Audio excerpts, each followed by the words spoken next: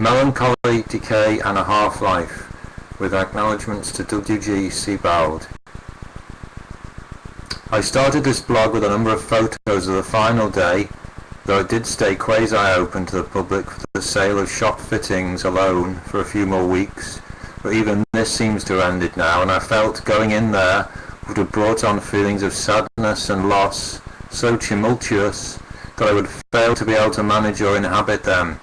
Of Lewis's, already for about 15 years, semi-desuetudinous, declining department store, already half dead and shrunken from about 7 floors to 4, and then, in the last days, reduced to 2 floors, which resembled nothing but a bazaar, as if the remnants and the last vestiges were laid out there, like the dead in a mortuary, for people to view, or alternatively to covet and possess in what was described as a sale. In fact, Lewis's department store had already been previously rescued twice, most recently in 2007, where it was half reborn in the last few days of its penultimate life with a display of toilet rolls and little else, the risibility of which I sense only added to the poignancy. The second set of photos, this refers to my blog, beginning from the one after the pink Christmas trees, record the opening to the public of the lost 5th floor. This was excruciatingly eerie and tantalizing at what might have still been and of what we have lost.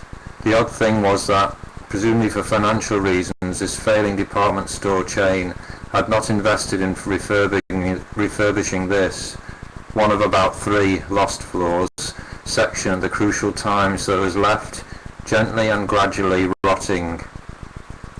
The images are similar in regard to their representation of quirky, soon to be lost forever, remnants of a past which ended, in a functioning sense, in the early 1980s, when a massive hairdressing salon, silver service restaurant and self-service cafe closed down.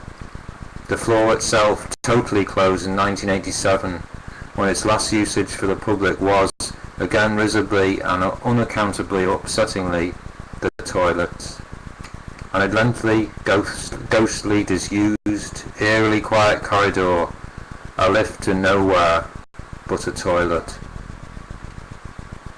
When we left the lift, of which more later in the public viewing of this architecturally beautiful oddness, sometime in May 2010, the whole store closed on the 29th of May 2010, we were greeted by the lost corridor, just as it was in 1987, except there was dust and more doors leading to nowhere, debris, and most heart-wrenchingly poignant of all, the former silver service restaurant, Red Rose, in a sebaldian moment I vaguely remembered visiting as a child of around 6 when it still functioned.